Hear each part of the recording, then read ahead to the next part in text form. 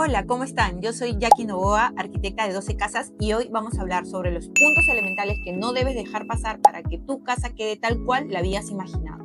El primer punto, y creo yo el más importante, es la funcionalidad. La funcionalidad se trata de que los espacios que vayas a crear o que vayas a diseñar cumplan primero que todo con las reglas de uso que tú necesitas en ese espacio en particular. Por ejemplo, estamos en tu habitación. Tú eres una persona a la que le gusta tener la ropa que vas a usar el otro día lista, ¿no? Y usualmente pues, ahora la tienes en un banco, digamos, ¿no? A la hora que vas a remodelar, entonces vas a plantear en tu diseño un espacio específico para esa ropa que tú prefieres usar en tu día a día y tenerla en tu habitación. Podemos colocar un perchero y ya sabiendo que tienes este perchero, que tienes la zona de la cama, vas a poder determinar cuál va a ser la circulación que te permita ir de manera rápida y limpia de un espacio al otro. Esto es importante en la función, por eso es tan importante que tú destaques como primer elemento en tu diseño cómo ordenas y cómo funciona tu espacio a partir de cómo lo usas tú. Entonces, en el tema de la funcionalidad, lo que tienes que considerar son dos puntos. Primero, una circulación limpia y clara. Y segundo, que el espacio refleje el uso que tú específicamente le das, lo que necesitas para que ese espacio funcione como tú lo requieres. El segundo punto a tomar en cuenta es la paleta de colores. Nosotros tenemos un video más extenso sobre el tema, así que te lo dejo por acá para que puedas darle clic y visitarlo. Acá vamos a hablar de manera más genérica sobre este punto. Vamos a hablar primero sobre la regla del 60-30-10. Es una regla que te va a permitir darle jerarquía a los colores. Cuando trabajamos con el 60% hablamos del color predominante. Usualmente se usa en las grandes paredes o en los pisos. Tenemos el 30%, que es el color que va a ser intermedio, digamos, que se puede poner en las mesas o en los sofás. Y luego tenemos el 10%, que es donde vas a dar los acentos de color basados en tu personalidad y en cómo tú quieres mostrar tu espacio. Otro punto importante en el caso de los colores y que te podemos sugerir es trabajar con los neutros, porque los neutros nos generan sensación de paz y de alivio, y juegas con los colores con pequeños toques. De esta manera equilibras el espacio, no se torna aburrido y le estás dando algo de tu personalidad. El tercer punto que tienes que tener en cuenta es la proporción y la escala. Primero hablemos de qué es proporción y qué es escala. Cuando hablamos de escala, hablamos de la relación de un objeto, de su tamaño en un espacio. Por ejemplo, en una sala tenemos un sofá que puede verse muy grande y nos da la sensación de que la sala es muy pequeña. Si cambiamos este sofá por otro, de repente primero pusimos uno de 3 cuerpos, que se veía muy grande, cambiamos por uno de 2 cuerpos, uno más pequeño, podemos sentirlo más cómodo en el espacio, ¿no? Y podemos sentir que hay más holgura. Y luego, cuando este sofá tiene los elementos alrededor, el resto de elementos como son floreros, cuadros, etc., ahí hablamos ya de la proporción, es decir, cómo se ven los objetos relacionados entre sí, que guarden proporción, ¿no? Muchas veces decimos, esto tiene que guardar proporción. ¿Cómo sentimos que no guarda proporción? Por ahí nos hace ruido algún, no sé, florero que lo vemos muy grande para el espacio y que está opacando algún otro objeto. Ahí es cuando damos cuenta que no hay una proporción adecuada. Por eso es importante que llevemos esto en el análisis que hagamos para el diseño de nuestro espacio. Otra cosa importante en la proporción es el tema de los papeles tapices y estampados también en cojines. Porque acá podemos ver que, por ejemplo, ¿no? En un cojín, un estampado de hojas que es muy grande para un cojín tan pequeño puede hacer que se pierda la idea del cojín o de lo que quería ser eso, ¿no? No se ve en las hojas, no se entiende la idea. Es importante que se entienda la idea. Igual con papeles tapices. Los papeles tapices a veces vienen predeterminados, no los podemos escalar, ¿no? Entonces, cuando ponemos un papel tapiz que tiene un patrón que es muy grande en un espacio muy chico, algunas veces esto pierde. ¿Por qué? Porque no entendemos el concepto del papel tapiz, ¿no? De repente eran unas olas y unas hojas, y como en el espacio es muy pequeño y se entrecortó, no se entiende la idea. Es importante que manejemos bien el tema de lo que es escalas y proporciones en nuestro espacio. El cuarto punto del que tenemos que hablar es de la focalización. Cuando hablamos de la focalización, hablamos de crear jerarquías en tu espacio. Es decir, el cerebro humano funciona en base al orden y a la estructura. Nosotros necesitamos tener orden, tanto de qué es lo más importante, lo menos importante, lo que va en el medio, qué es más primordial, qué es menos primordial en nuestra vida diaria. Lo mismo pasa con los espacios. Cuando tú creas ejes focales, es decir, destacas alguna cosa en un espacio, hace que inmediatamente nuestro cerebro genere orden, porque ya sabemos que ese es el punto principal y luego tenemos los puntos complementarios de esa habitación. Además de eso, esto nos genera dramatismo, porque tenemos puntos en los que estamos llevando el foco de nuestro espacio. Segundo, estamos generando orden en el cerebro, hacemos de que el espacio tenga estructura. Por ejemplo, podemos hablar acá de una sala. Podemos colocarle una chimenea, por ejemplo. Esta chimenea puede ser el eje focal de esa sala. Entonces el que entra en ese espacio sabe que esa chimenea es el centro del espacio. Y muchas veces alrededor de esa chimenea sabemos que están los muebles, ¿no? Porque ahí uno se sienta y recibes el calor del espacio. Entonces ya nuestro cerebro entendió que a partir de esta chimenea, que es el eje focal, se desenvuelven y se desarrollan otras actividades. Así que considéralos en tus espacios porque realmente le van a dar orden y le van a dar drama, que es importante siempre tener un espacio. El quinto punto que tenemos que tener en cuenta es el equilibrio. Cuando hablamos del equilibrio, hablamos de la distribución de los objetos en un espacio y cómo esto se dispone. Tenemos acá el equilibrio simétrico, el asimétrico y el radial. Comencemos hablando del equilibrio simétrico. Cuando hablamos del equilibrio simétrico, hablamos de un espacio donde vamos a trazar una línea virtual y todos los elementos que estén hacia un lado van a ser iguales a los elementos del otro lado. Por ejemplo, se suele usar mucho en lo que es dormitorio.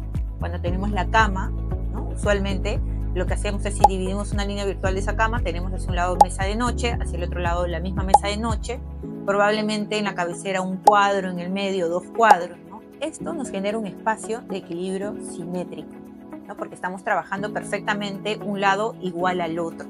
En estos casos, ¿qué sensación nos da el tener el equilibrio simétrico? Nos da orden, nos da estabilidad, ¿no? Son espacios elegantes y ordenados usualmente, ¿no? Lo que ocurre con el equilibrio simétrico es que cuando lo usamos en demasía puede tornarse aburrido. Es ahí donde podemos implementar, no en el espacio en general que puede ser simétrico, sino en pequeños detalles, el equilibrio asimétrico. O también puede usarse el equilibrio asimétrico en su totalidad.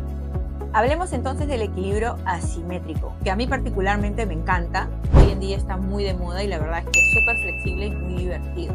Cuando hablamos del equilibrio asimétrico, hablamos de que si bien no vamos a tener una línea virtual donde una parte es igual a la otra, lo que sí tiene que pasar, y es muy importante, es que ambos lados tengan el mismo peso visual. Es decir, por ejemplo, hablemos de una sala. En una sala podríamos tener lo que generalmente se usaba antes, que era el equilibrio simétrico, ¿no? Tener un sofá de 2 cuerpos y al frente otro sofá de 2 cuerpos.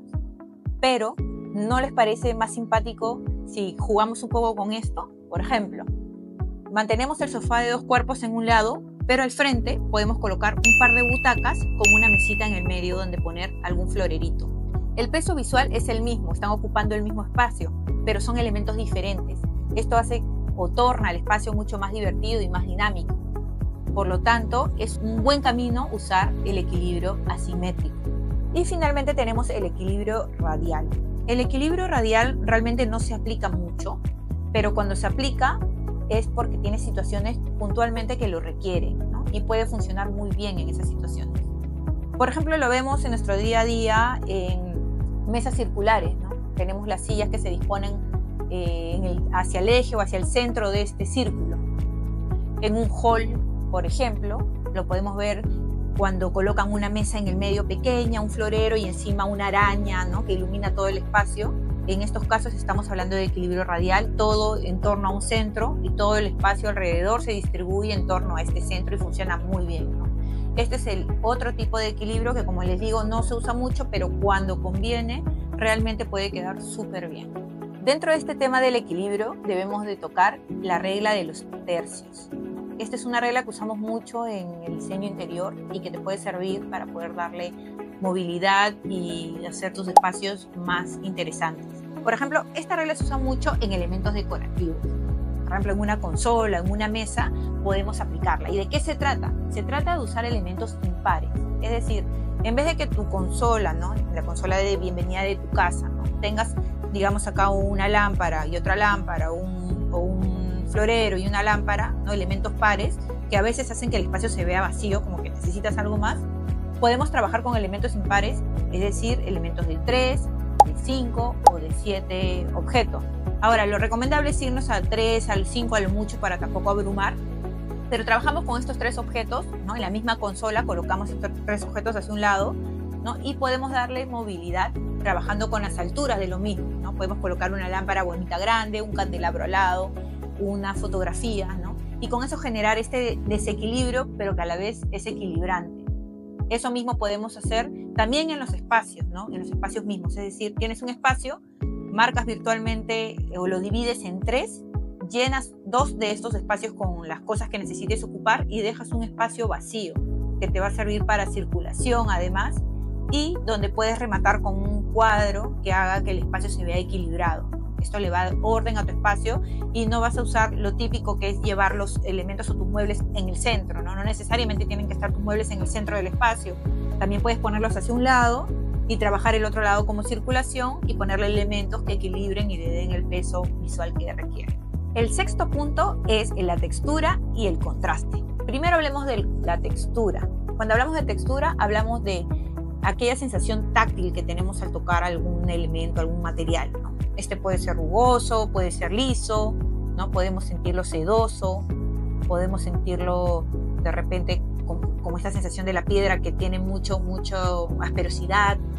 Esto es hablar de lo que es las texturas. En el caso de texturas es un tema complejo que lo vamos a tocar en otro video, pero podemos decirles que tener texturas muy parecidas o muy similares juntas no se ve bien porque termina confundiendo. Es mejor trabajar con texturas que generen contraste. Algo liso con algo áspero pueden verse muy bien. Algo que no tiene brillo, algo metálico que tiene brillo, podría también verse muy bien, ¿no? Si trabajas también en las proporciones correctas, ¿no? Si todo lo trabajas brilloso, el espacio se va a ver muy recargado, ¿no? Si todo lo trabajas mate, puede tornarse aburrido. Entonces mezclar un poco de esto te va a hacer de que el espacio realmente sea más dinámico y le vas a generar más riqueza espacial. También hay otros tipos de contrastes, como son las formas. Podemos tener formas diferentes que contrasten en el espacio. Podemos trabajar todo con líneas rectas y por ahí ponemos un elemento curvo que va a hacer la diferencia en el espacio. Entonces, otro elemento importante son las texturas y contrastes con los que trabajemos. En los contrastes podemos tener el trabajo en colores, el trabajo en texturas, el trabajo en formas, y ya sabemos que las texturas hay que manejarlas muy bien, ¿no? Y se trabajan de la mano de los contrastes. Muchas texturas de un solo tipo pueden recargar el espacio, variar las texturas va a enriquecer el espacio y contrastándolo va a darle una lectura mucho más agradable y va a hacer que se vea más armonioso. Y como último concepto que debes de tener en cuenta al diseñar tus espacios, hablaremos de la iluminación. La iluminación, como le digo a mis clientes, es sumamente importante. Para nosotros la iluminación es básica en el diseño. La iluminación de la noche en las casas las hace la luz. Tenemos materiales, tenemos colores, pero ¿qué es de ellos en la noche si no hay una buena iluminación? Si no hay una iluminación que las resalte y que las acompañe. Por lo tanto, la iluminación en el diseño es básica, es esencial, es importantísima. Hablemos entonces de los 3 tipos de iluminación que existen y que deberías aplicar en los espacios que pienses diseñar. Primero tenemos la iluminación general. La iluminación general es la que tenemos todos en nuestras casas y en los diferentes lugares a los que vayamos. Se trata de esta luz que es la luz uniforme que ilumina un espacio, que nos permite circular en el espacio. Esta puede ser difusa o como puede ser una luz puntual, ¿no? Depende de la sensación que le quieras dar al espacio. Luego tenemos la iluminación de tarea, que como su propio nombre lo dice, es la iluminación que tiene una mayor intensidad para cumplir determinadas funciones en las que necesitemos una iluminación mayor. Esto en las casas pasa en las zonas de estudio, ¿no? En las zonas donde tenemos los escritorios necesitamos una luz mayor para poder estudiar bien. En las zonas de los bares y la casa necesitamos mayor intensidad de luz para poder preparar los tragos sin problemas. Lo mismo pasa en las cocinas. En la zona donde trabajamos, picando los alimentos o lavándolos, necesitamos una mayor intensidad de luz. Y finalmente, la luz que nos encanta y que es la que debes de colocar sí o sí en tu espacio si lo vas a remodelar, porque esta es la que va a decir, este espacio sí está hecho con diseño, ¿no? Es la luz de acentuación, los acentos. ¿Y dónde colocamos estos acentos? En determinados elementos para darle tridimensionalidad al espacio. Es una luz decorativa, ¿no? La podemos poner iluminando un cuadro, un florero, algo, un detalle artístico, un detalle decorado que haga que el espacio tenga profundidad. Cuando hacemos este tipo de iluminación generamos profundidad en el espacio, le damos más dramatismo y definitivamente la gente que nos visite va a decir, este espacio lo diseñó alguien que sabe Así es que estos son los 3 tipos de luces que tú debes de conocer y que debes de aplicar en tu espacio. Luego, en el tema de iluminación, tenemos luces cálidas, luces frías y luces intermedias. Nosotros para casa siempre recomendamos trabajar con luces cálidas e intermedias, nunca con luz fría. ¿Por qué? Porque para la casa necesitamos darle siempre cobijo. La luz intermedia cumple muy bien con la función de iluminar muy bien un espacio si es que necesitas hacer algún tipo de tarea, y la luz cálida es la que nos da todo ese abrigo que necesitamos para sentir que nuestra casa es un hogar.